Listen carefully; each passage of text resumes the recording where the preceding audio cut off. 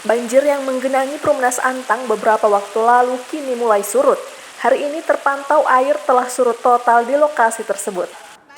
Pasca banjir, warga mulai membenahi alat-alat rumah tangga yang sempat terendam air akibat banjir. Meskipun air telah surut, warga masih khawatir akan adanya banjir susulan lantaran musim hujan diketahui hingga bulan Februari 2021. Diketahui daerah tersebut telah menjadi langganan banjir saat musim hujan tiba. Banyak warga yang mengeluh akibat harus menghadapi banjir setiap tahun. Ihsan salah satunya.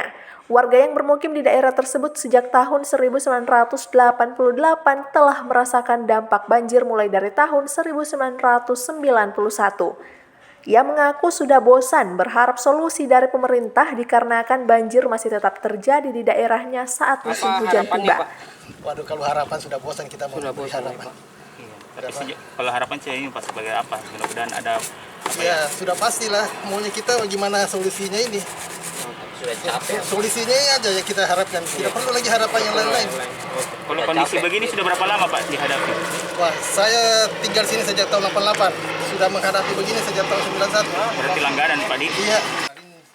Dari Kota Makassar, Suparman, Fajar.co.id melaporkan.